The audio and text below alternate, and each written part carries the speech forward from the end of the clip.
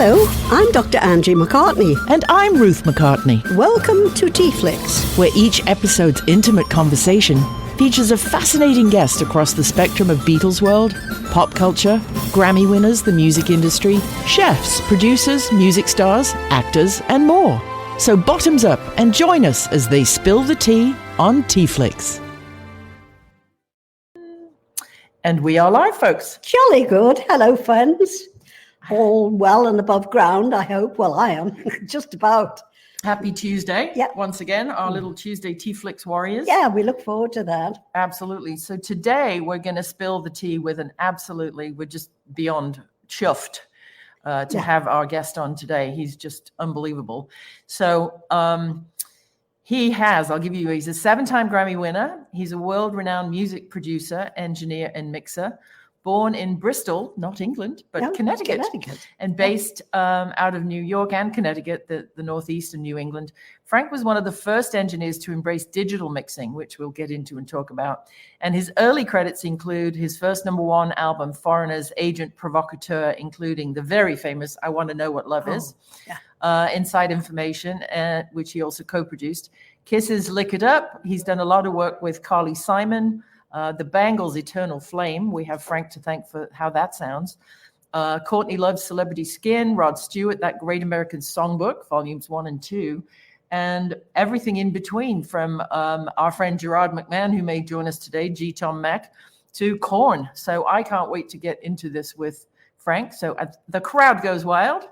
And here he is now. Good morning, Frank. Hi, Frank. Good morning. Hi. Come on down. How you doing?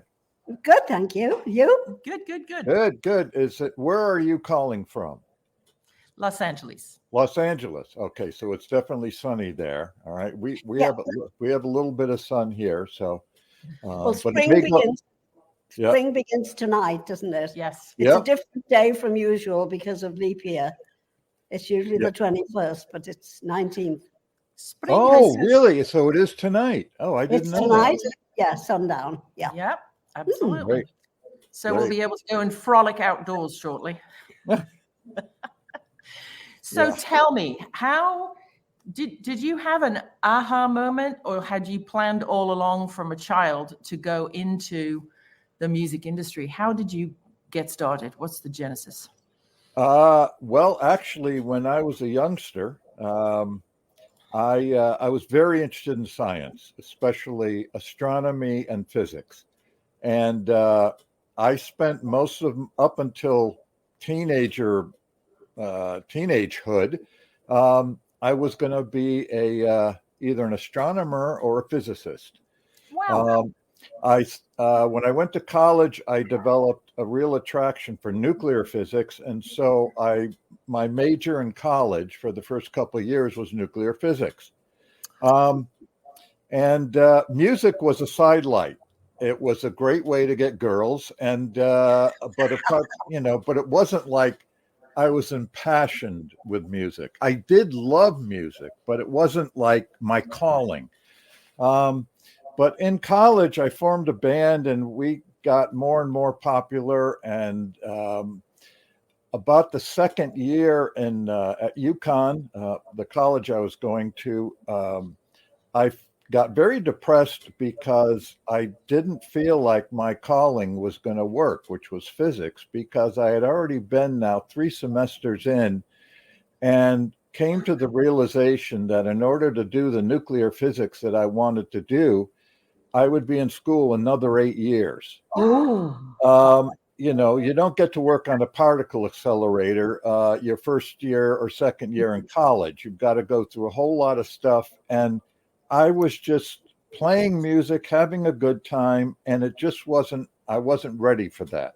Mm-hmm. So the second half of the sophomore year, I met a professor in psychology who took me under his wing, and I moved my major over to psychology and because psychology seemed so much easier and quicker for me, I just wanted to get my degree, get out, and then I was going to take my band to New York City and see if we could get a deal, which is what I did. We went to New York, we got a deal. Lots of ups and downs for about 7 or 8 or 9 years as I tried to pursue this. I was getting near the point where, I was a singer-songwriter. My band split up. I became a singer-songwriter, got a record deal with Epic Records, and started making an album. But then Epic Records decided not to pick up the option for Cashman and West Records, which was Tommy Cashman and Terry West, who had done Jim Croce. They had signed me. And so that didn't look promising. And then my songwriting deal with Screen Gems came to an end. They didn't pick up their option. And I'm 30 years old in New York City without a job, no income. And my girlfriend and I, at my 30th birthday, had a big fight, and she threw me out of the apartment, which was hers. The songwriter deal where your girlfriend is the one that makes the money. So I was in New York with no place to go, nothing to do. And I remember going to Capitol Records once, a fellow named Mitch Schoenbaum, who was an A&R man there, and to play him some of my songs. And at one point, Mitch said, these songs, I mean, they're okay. I'm not nuts about it, but they sound great. And I says, what do you mean? Because I recorded everything at home on my little tape recorder, my demos. And he says, have you ever thought of engineering? And I said, no, I haven't. I'm a songwriter. Well, when this denouement happened in my life, I realized that I got to come up with something else. So I had done some songwriter demos and worked with some people at a little demo studio downtown called Right Track Recording. And I knew the owner there. And we used to talk about sound because I was fascinated by it. Being an ex-physics major, the concept of sound and how we hear and all was interesting to me, as well as having my degree in psychology. Obviously, music and sound are related to that. So everything started to coalesce into some kind of a picture. Wow. And I ended up talking to the owner of Right Track Studios, and I said, "Look, I'm 30 years old. I know I have good ears. I think I can engineer. I used to do my demos at home. Can I get a job here? But I'm too old to be an assistant for 3 years." Right. And he said, well, I can't pay you much. I'll pay you $175 a week, but I'll give you a shot. Wow. So I said, okay. So 4 weeks later, I was doing my first dates on 4-track. After a month or so, I was doing 16-track work. And in 6 months, I was chief engineer at the studio. Wow. So I had obviously found, without ever realizing it, my calling. And I didn't pursue it. I was kind of pushed into it. Yeah. Well, maybe your calling found you. Maybe the universe just forced itself upon you, and there you go. I've never tried to second guess it. One of my mantras is, and I don't know if I can say this, but fuck fear. Yes. You just did. Yes. Great. Okay, so that's been my guiding principle throughout life. Is there's when I ever thought of something that held me back, it almost always was fear. It wasn't anything other than that. And I said, this is nuts. So my whole career has been, someone asked me to do a live show with Hall & Oates, and I'd never done a live show before. I had to hell with it. I ended up doing, I was asked by PBS to do Bocelli in Central Park, to record that. And, it was a huge show with all kinds of stars, Celine Dion and David Foster and all these people, along with Bocelli and Tony Bennett. And I was in a truck a quarter of a mile from the stage because the truck wouldn't fit on the roads inside Central Park. and I'm recording the show, and I'd never done anything like that before. And the challenge has always grabbed me. That's not to say that I haven't had many sleepless nights and, Sure. and the occasional, I can't do this, but for the most part, I've always tried to push myself. So getting involved in this calling was serendipitous, I guess is what you could say, but it changed my life. I mean, within a year and a half, I was working with Peter Asher, who I never could get my songs to. As a songwriter, I couldn't get my songs to Peter Asher. Suddenly, he's next to me at the desk, and we're working on the Pirates of Penzance. Wow. I then, a year later, had my first #1 hit with "I Want to Know What Love Is," and I never looked back. In fact, my whole life was writing songs up until that point. I have maybe 200 cassettes with song ideas and things that I've never once listened to since I started this. I've never written a song since I started this. It's Interesting. I guess it just turned out to be the way that I was meant to be. Right. Yeah. Well, Peter Asher and I were almost brother-in-law and sister-in-law.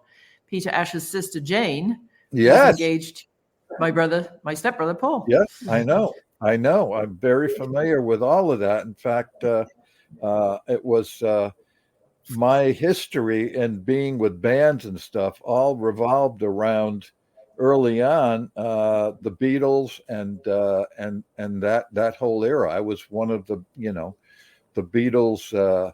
I wouldn't say I was a fanatic, but I fell in love with their music, and it was very Ringo Starr was an inspiration to me.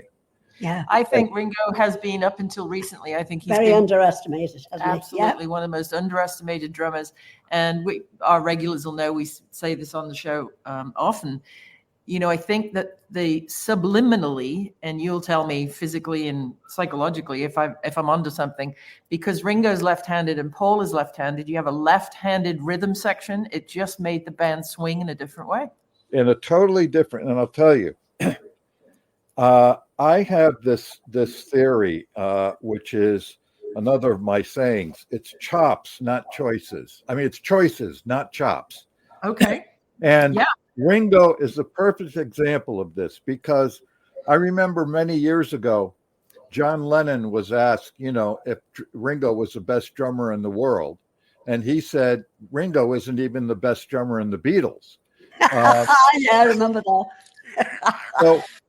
So that was the comment. And in a certain sense, that's the thing about Ringo was when I first started drumming, I saw Ringo and I said, I can do that.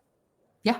Because I was just starting out at drums at the time, and there was nothing he did that I felt I couldn't do. Right. Unlike 10 years later, when I saw Tony Williams or Billy Cobham, I almost gave my sticks up because I said, I'll never be able to do that. Right. But with Ringo, it was like, I can do that. What I didn't know at the time, 10 years later, after drumming and trying, it wasn't about the chops. It was about his choices, about the feel that he put down, about the musicality of his fills. When you listen to something like A Day in the Life or A Little Help from My Friends or Strawberry Fields, and you listen to his choices of what he plays and how he plays it, that's the key to Ringo Starr. And he never disappointed. He always came up with something new and unique, just as George did on the guitar, just as Paul did on the bass, just as John did. They all contributed this uncanny ability to always raise the bar, and not necessarily in chops, but in choices, and coming up with things that under normal circumstances a musician wouldn't come up with. Right. Well, I mean, Paul was raised obviously by my dad. His mom died when he was 14, but there was always a piano in the house, and my dad was a pianist, and he had a band in the 19-teens and 1920s called Jim Mack's Band. And he was a play-by-ear piano player. What I think the Beatles did, and I think Charlie Watts fits in that same pocket with Ringo, he makes it accessible. They don't terrify you like Buddy Rich, like, oh my God, I'll never, right. Exactly. But I think it's because they came from an unofficially music educated working class background, and they had no fear, like you say, and they were like, well, shit, let's give it a try. You know, and what's so amazing, you know, for me as a drummer, I can say this because I was a drummer. There are really two types of drummers. There's the drummer, and then there's the musician who's a drummer. Okay. Yep. Now, I'm not saying the drummer isn't a musician, but what I'm saying is Ringo Starr is a drummer, and he's totally focused on that ability, and is so deep into it. The naturalness of his feel and that left-handedness just brings to the fore this incredible vibe. Paul, on the other hand, is a musician who's a drummer. Yes. And he's, you know, he's thinking musically all the time, while Ringo's drumming is musical. I don't think he thinks in a musical way where Paul does. You know, Paul turned the bass from a foundation to a musical instrument. Yeah. And Paul always had the ability to use that the traditional way and throw it out the window and go, you know, you listen to some of his bass parts and they're not bass parts by any stretch of the imagination. They're even beyond guitar parts. They're a member of the orchestra in a very fundamental and not just a holding the beat kind of way. Right. You know, I had the honor of when Paul first met Linda and brought her home to Liverpool. I was probably around 11 or 12, something like. Oh no, they married in 69, so I would have been 9 or 10. Yeah. And he wanted Linda to see all of his old haunts in Liverpool, and we went down Matthew Street, and we went on the top of the Church of England Cathedral, and we went to the Ye Crack and all of this stuff. And I'm a kid just tagging along.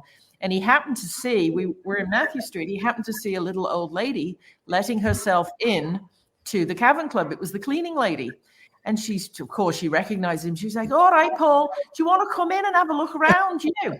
And so he says, well, can we? And she said, yeah, sure. So there was the cleaning lady in the back washing the pint glasses, Linda and I sitting in the front row in this empty club, and Paul got up and played the drums, and he just was, you know, recreating how it used to be in the old days for an audience of two. But he gave it his all. He gave, you know, it was quite a moment.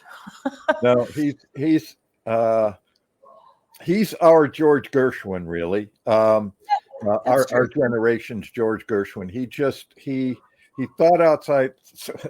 He still does. Thinks outside the box, but also. You know, when you get down to it, John, Paul, George, and Ringo, I can't imagine how many people right now in the music business are in it because of them. I don't know any musician, band, or what have you more influential and music to this planet than they were. And it's really I look at the music of today, and I like some of it. I don't like some of it. But all I know is I am so glad I was there during this, because we'll never see that again. No, you're right. No, I mean, the 60s, obviously, every decade, I think, has its own place in music history. But I think one of the most appreciated decades is when you were really doing, you know, great stuff with Carly Simon, the Peter Asher decade, the 70s, right? People think of the 70s and they think, shag carpet, bell bottoms, and I Think I Love You, the Partridge Family, right? Right. But when you look at how the singer-songwriter, you mentioned Jim Croce, you know, how the singer-songwriter generation developed in the 70s, I think we've created some of the most amazing music in that decade. But again, without the Beatles, would that have happened? No Carly, no Joni, no, you know, all those, and you know, growing up, imagine, you know, right now, if you look at the pop music world, it's relatively homogenized. Yeah. You know, you look back at the 60s, and it's because of the Beatles' influence. There was no world music when I was growing up in the No, 60s. no. Okay. There was, but through the Beatles, we all became interested in world music. We became interested in jazz. We became interested in That's right. classical. We became interested. Yeah. Soul music was on the other side of the spectrum, and that was also equally potent and equally important. And between and the R&B that both rock and soul music were Yeah. both developed from the R&B. Sure. That was something that influenced everybody, which was, it was not just on the musical structure, but it was based on the rhythm and the groove. Yeah. And that's one of the things that Ringo picked up on, and one of the things that the Beatles picked up on, because they were huge R&B fans. I mean, so at the end of the day, that idea of groove and so forth that so moved the music of the 60s and 70s. And the 70s, you're right. You know, I mean, it was great artists in the 70s. You know, and one of my heroes, other heroes, is Frank Zappa. He was doing the most outrageous stuff, but all that came from these four guys in Liverpool who decided by their second or third album that staying the same way wasn't going to work for them. Yeah. Expanding every single time. There were albums that came when Rubber Soul came out. I said, wait a minute, that's not the Beatles. What am I listening to? It was so, you know, I've just seen a face, and I'm saying, wait a minute, that's the Beatles. And well, you know, they gave permission later on to people, not just like Zappa's. Karen in Edinburgh is just saying, you know, Zappa made some very interesting percussionist choices too. But I think the Beatles gave permission to people like David Bowie to just keep changing personas. Exactly. Right? I mean, they were still the Beatles, but, you know, then they did a couple of films. They did the Magical Mystery Tour, and they, you know, they had a go at anything because they could. Fuck fear. Absolutely right. I mean, just go with it, go for it. And you know, and when George started introducing the sitar and things into music and bringing and one of the not unsung, but certainly George Martin's influence, bringing like his string writing for things like Eleanor Rigby and so forth, were just stunning and brought a new era to pop. And then with on Revolver, when Jeff Emmerich was one of my really good friends. Oh, he was lovely. Too. Great man. Lovely and man. I just when I talk about the emotion that Ringo and Paul create in the rhythm section, or the emotion that I try to create when I'm doing a mix, all that comes from Jeff. Jeff was the most emotional mixer I've ever encountered. He had a way, if you listen to any Beatles record from when he started with them, and you listen to the individual elements, Martha, My Dear, or In My Life, or Tomorrow Never Knows, or any of these tracks, or you know, the drums and A Day in the Life, you listen to each individual instrument and you say, that's nice. But he had a way of bringing, like the piano on Martha's My Dear. If just as a piano sound, I don't know, not the best piano sound in the world, but that coupled with the sound of the horns and the sound of the drum, and the whole thing just suddenly had an emotional thing that I don't. And look, all due respect to Giles Martin, I think he's fabulous, but I got to tell you, he doesn't mix with that emotional core the way that Jeff did. And there was something about Jeff's ability to bring sonically emotional elements together that I try to emulate, but it's impossible. He's one of a kind. And you think all the time, they were in the early days, they were forced to wear white coats because they were engineers, you know. It was a lab. We had Jeff do do a mix just right before he passed. Actually, it was one of the last things he did for an artist, fabulous artist. We worked with Nick Marischal, who had done a cover of Things We Said Today. And Jeff very generously said, yeah, absolutely, I'll mix it. So I actually, because I knew him as a child growing up, but as a grown up, before the end of his life, I got to actually sit in a studio and watch him work. I think, to me, Jeff's mixes have some kind of an element of almost like a warm blanket. I can't describe Simplicity, I was going to say. It's like a hug. I can't describe it any other way. Yep. No, I don't know how he got it, but there was something in his brain that hurt things. It's like a jigsaw puzzle with all the little squiggles and lines, and every piece fits perfectly in that little puzzle. And it's there's something about it that I'm always, a lot of the time I'm going for the best sound I can, but he went for the sound that works, and added an element to it that it sometimes it baffles me how brilliant his mixing was, and I'm so in awe and respect of the work that he did. It was just amazing. That's great to hear. We loved on I'll Jeff. tell you what I'm interested in asking you about: Broadway musicals. How did you get into all of that? Tell us more about it. I always loved Broadway. Funny, when I was growing up in the 60s, and I didn't become a Beatles fan overnight. I became a Beatles fan over a course of a year or two. Same thing happened with me and Brian Wilson. I wasn't a Beach Boys fan until Pet Sounds suddenly made me realize, wait a minute, there's something else going on here. But what was interesting was that while I was loving this, I was also loving Barbra Streisand.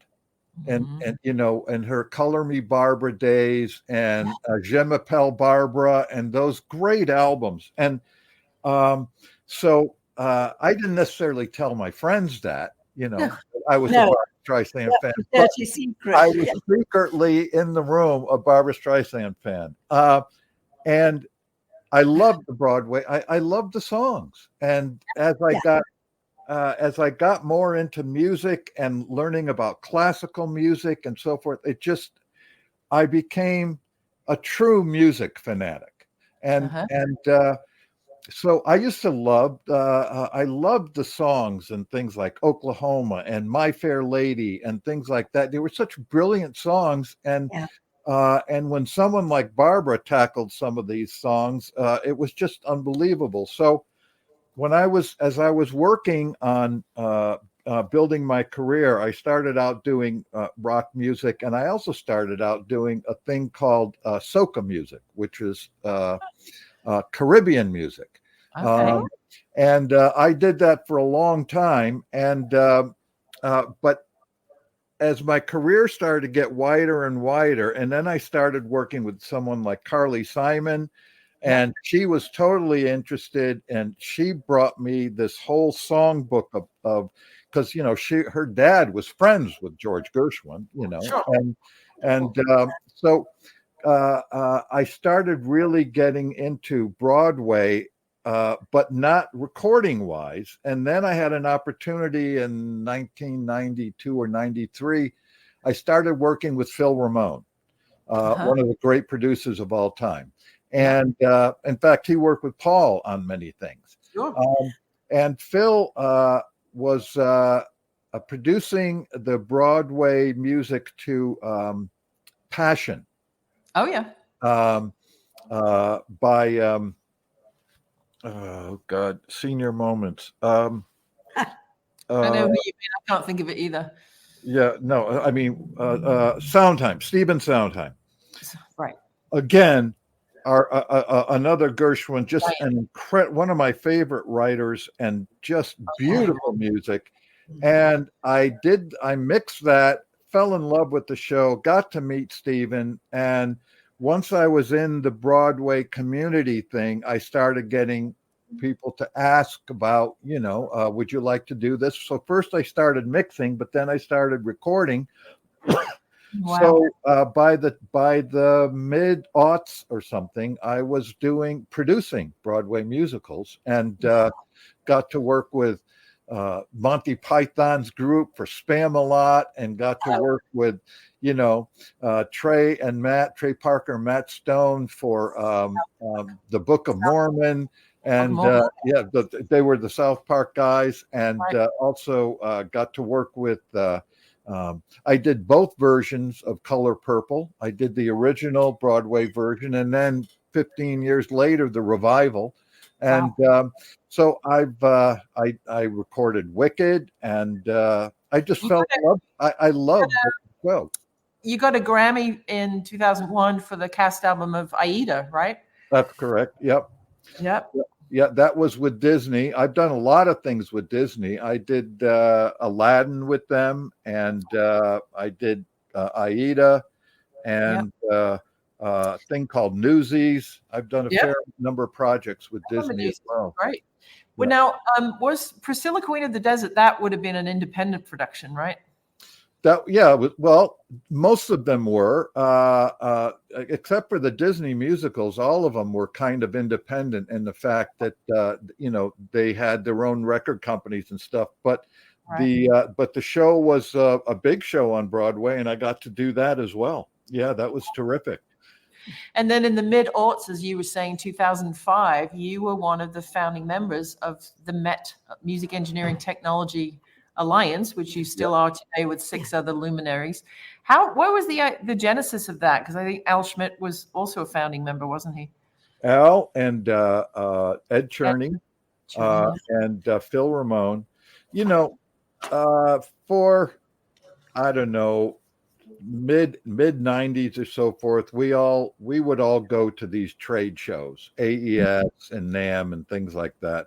Yeah. And we all became fast friends. We weren't competitors. We were friends, and we'd see these folks at these AES shows and or NAMM and things like that. And we'd all go out and have a drink and just talk and tell stories and have a fine old time.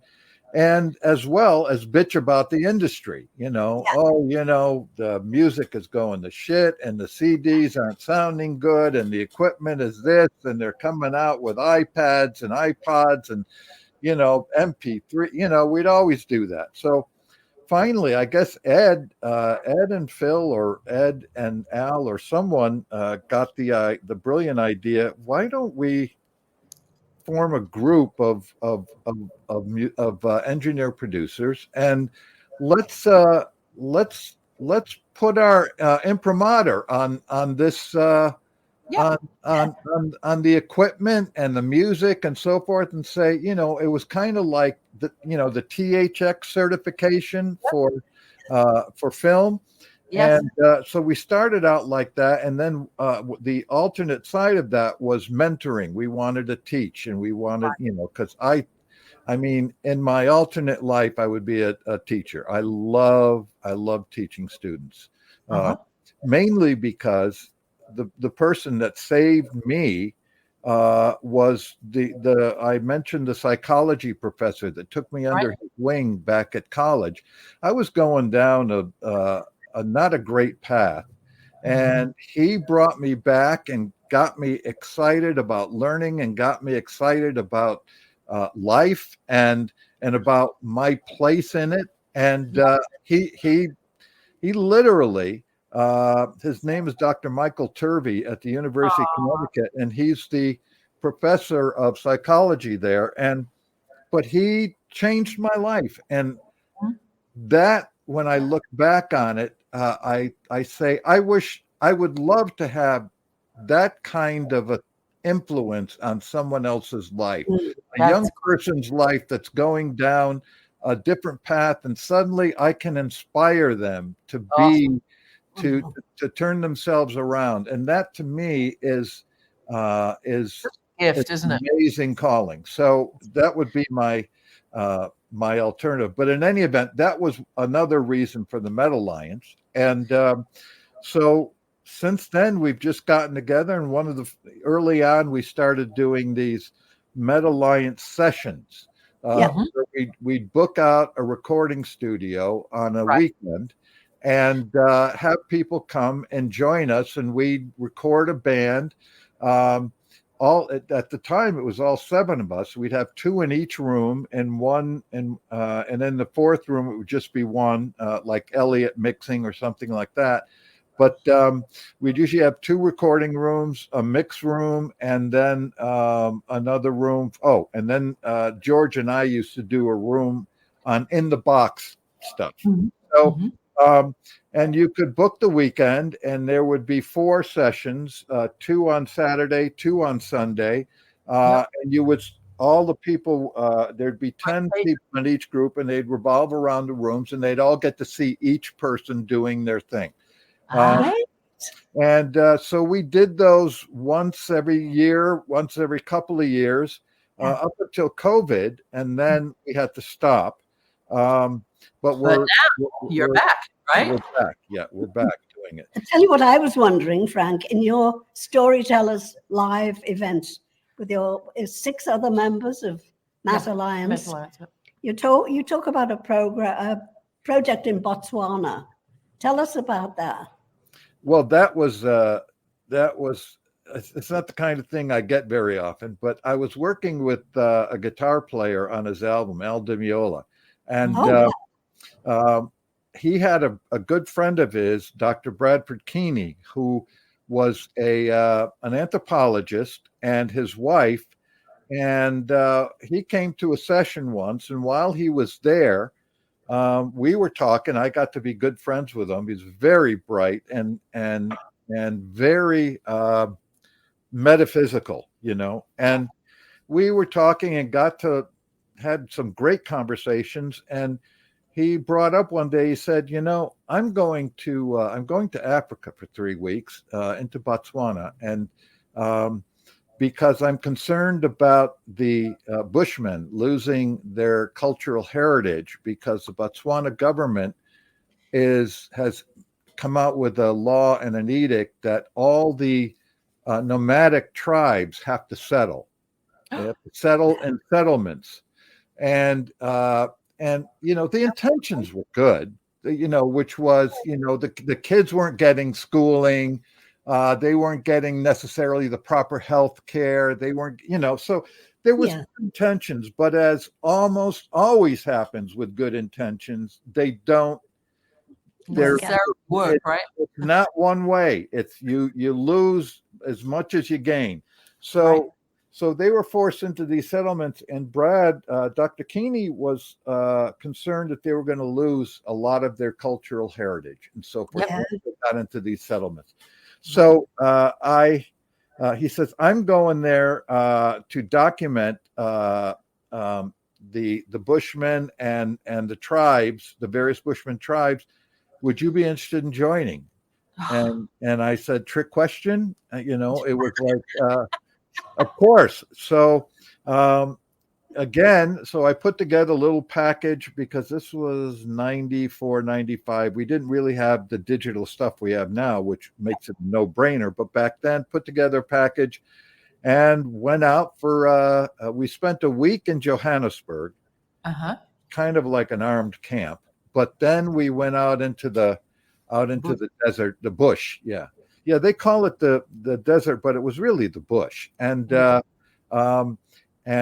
just had probably one of the most magical experiences ever was seeing a tribe of that has been doing the same things for 2,000 years. They haven't progressed to electricity and plumbing and things like that. But I never saw a more joyful group of people in my life. I mean, and this wasn't just one tribe. We maybe ran across a half a dozen tribes, and the camaraderie amongst young and old, the emotional bond that they had to each other, because they depend on each other for their survival. It's like the what is it, the foxhole comment? No one's atheist in a foxhole. That's right. But that bond between them, because they are dependent on everyone for their survival, and the joy and the lack of judgment, and just didn't matter whether, there was nothing, there wasn't the cool factor. It was they're all part of a bigger thing, something, and it was just amazing to see. But they sing all day. What was the reference to? I mean, they live in a 2,000-year-old society, but I think you and I said the other day, just because we Westerners consider them primitive doesn't mean they're not sophisticated, right? Right. But they sing, and there was something you were saying in the Met Alliance Storytellers gig in Ridgefield. They'd seen something in the sky, and there's a song we've been listening. I had been recording this stuff, and thankfully I got this on tape. I heard what sounded like they sang Apollo la da da la Apollo la la da da, and with beautiful harmonies, by the way. It wasn't like someone wrote this out for them. They all just sang in this incredible harmonies. I said afterwards through the interpreter, I says, I thought I heard the word Apollo. What is that? Is that the Greek god, or something? Because I didn't know that they'd know about that. And the interpreter tells me back as the young girl is telling the story, that they know the nighttime sky, like they know every star, and when they look up at it, that's their sky. Well, they noticed this traveler in the sky at night back when Apollo 11 was going to the moon. Oh, my goodness. And suddenly, and for about 3 days, they saw this thing going across the sky. And of course, they're nomadic. So apparently they finally came across some travelers who told them that thing in the sky was the Apollo 11 that went to the moon. And they wrote a song about it. And that was this song, Just the connection between the old and the new. I mean, it's quite incredible to think that, there we are. NASA is sending men to another planet, and we still have men, women, and grandpas and children on this planet singing about watching that experience. Well, and it was like, it's like that, the conceit that says, what happens if aliens came down to the planet and saw us? Would they treat us as primitive? And the thing is these folks saw it wasn't primitive or not. It was just magical. That's what it was. It's a magical thing. It's not. They're not trying to determine what it was or how it was or the technology behind it. They just enjoyed the mystery and the beauty of it. Well, and that's kind of like the innocence of not just youth, but the innocence of non-corruptibility. They haven't been corrupted by TikTok and Facebook and all this other nonsense. They're out there living in the land. We're going to be involved shortly. There's a friend of ours in England, Barry James, who is working with a northern Australian tribe outside of Cairns. They've just declared a sovereign nation, and they're creating their own, infrastructure and everything. One of the things is to preserve their language and their culture and their songs. And then one of the chefs that we represent is Choctaw, and he is going to school 3 nights a week to learn his native Choctaw language. So there's a lot of that. And then Dale Penner, who's Nickelback's producer, he just took off yesterday for North Canada, the northernmost part of Canada, to set up a recording studio for an Inuit tribe up in Canada. Oh, wow. Yeah. People are preserving these. My husband Martin's working on this thing called verifiedvoicevault.com to try and capture and preserve all of this stuff. So, well, and now that we can, it's worth it. I mean, 20 years ago we couldn't do this, but now with battery and portable equipment and stuff, it's like this room here where I'm working in. I couldn't have done this 25 years ago. It wouldn't have been possible. I would have to work in a studio, but now I can do this here. So the wonder of this technology now is that we have the capability of democratizing this across not only people, but across geography. And that creates its own set of problems as well. As we said before, nothing's one-sided. There's always good with the bad. And TikTok and Facebook and those things are the downside of all this. But even those, like in the what was it, the Arab Spring and so forth. That was terrific and helpful during that period. So, you got to take it. You got to take the good with the bad. I watched a fascinating interview by Tony DeCopel on CBS Mornings this morning with Vint Cerf and two of the other founders of the internet, who are, all getting up there now. They're probably in their 80s. And one of his questions was, so, the internet is being used for so much bad stuff with human trafficking and these porn sites and people faking, ripping each other off and whatever. Did you ever think that would happen? The day you launched from the ARPANET to the internet, how long did it take humans to start doing bad stuff? One of them said 5 o'clock the same day. Yeah, that's true. It's true. But you've got to look on the bright side. Always look on the bright side of life. You might know that one. Oh yeah. No, I mean it's life's a piece of shit when you think of it. When you look at it. It's written in my will that when I pop off, I don't want a funeral. I want a cremation, and I want them to have a celebration. I want my ashes always to be on the top of the piano, and at the celebration, everybody has to sing, always look on the bright side of life. I don't want any of this hymns and crying stuff. Right. Celebrate life and enjoy it every day, which we certainly are today, having you here. It's just a joy. Fabulous. 14 years ago on Angie's 80th birthday, we had a dress rehearsal for her funeral. So her 80th birthday party was a dress rehearsal. And so I'm still here at 94. The bitch won't go away. No, that's a good idea, actually. Isn't it great? And so everybody got to come and say what they would say at her funeral. And then people who couldn't attend made YouTube videos on a private channel, and we put them on the wall. It was hilarious. We had both her doctors here and a dentist, and the pharmacist came. We had exactly 80 people here for her 80th. That's brilliant. That's, you know what? I mean, how many times has someone said, I never got to say to my dad and my mom or what I wanted to say until her funeral, and now that's a terrific. Why hasn't that become a tradition? I don't know. I mean, you can't really tell Netflix. You can't really market or patent it like no. What happens in Vegas stays in Vegas, that we never got a dime for. But hey, if anybody out there wants to go into the dress rehearsal for funeral party business, call me. All right. Will do. So you've got events. I want to just make sure that our viewers know you have events coming up in April, the end of April, at the Power Station Studio in Connecticut, which is this in-session where you get to meet. It's yourself and Elliot Shiner, and the wonderful Nico Bolas is going to be there. And you're recording the new London Big Band, right? So you're going to have a lot of microphones. A lot of microphones. This is usually we've had like a 4 or 5 piece rock band or jazz group or whatever. This will be the first time we're doing something this large, but I'm really looking forward to it because one of the bands. I'm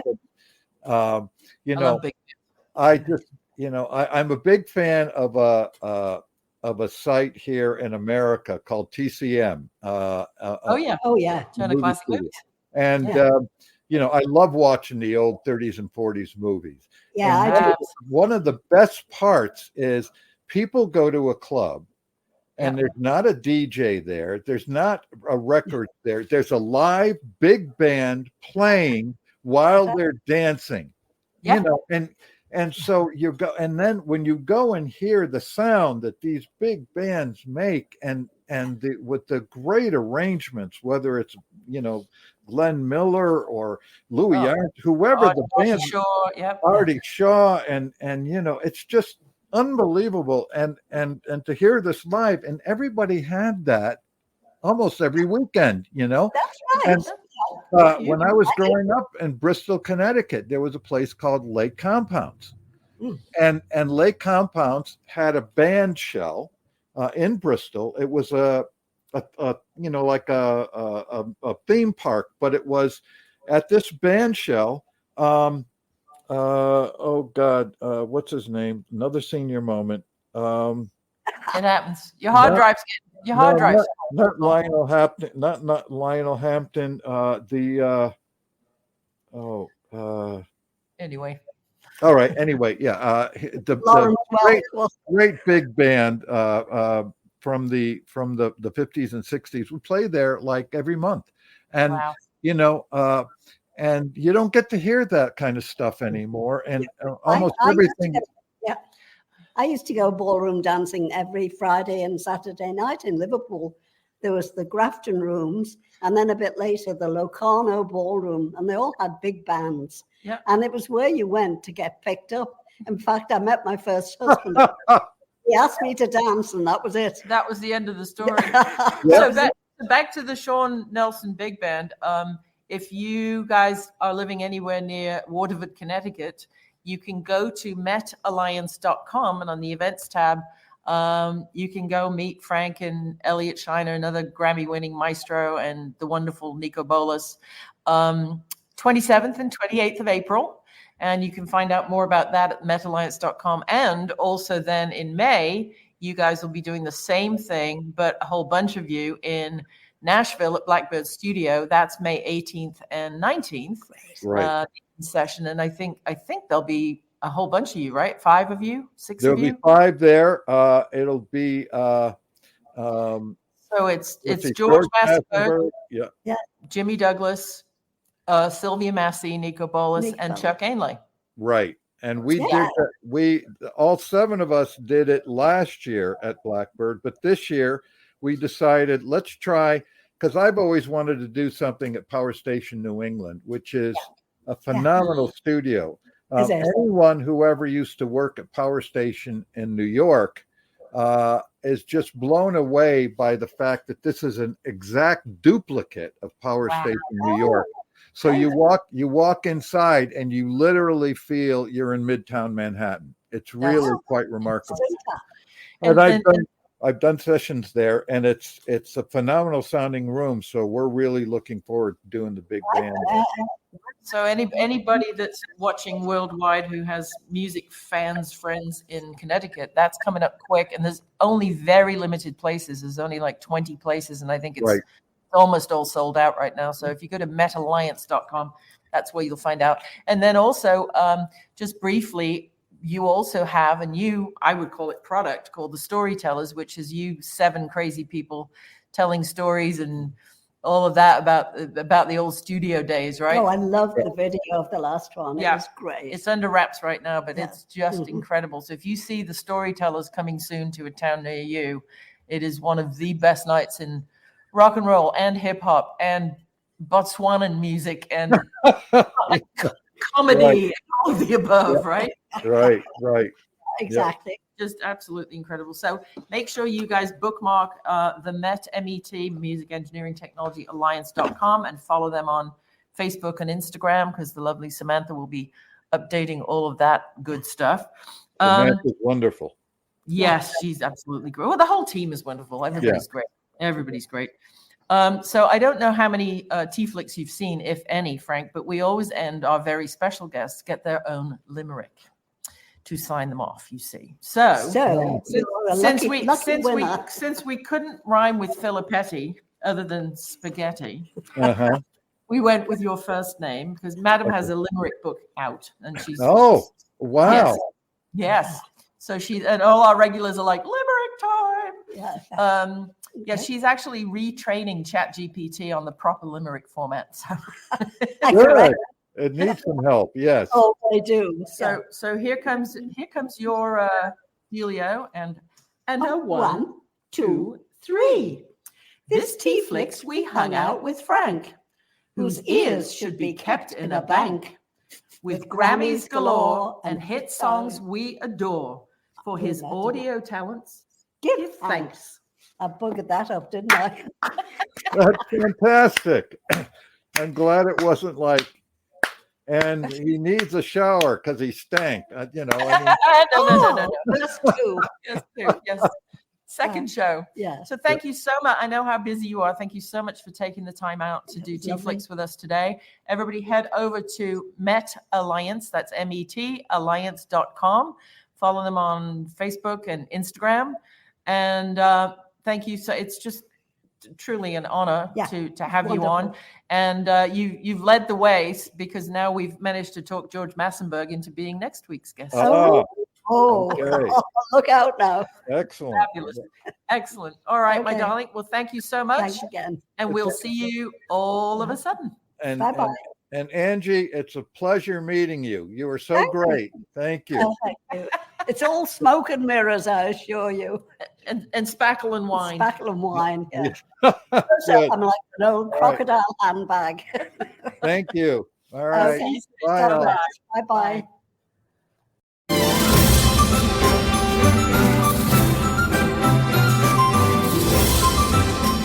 Thanks for tuning in to TeaFlix, and check out Dr. Angie's books, Organic Teas and CBD, at mrsmccartneysteas.com. Toodle pip!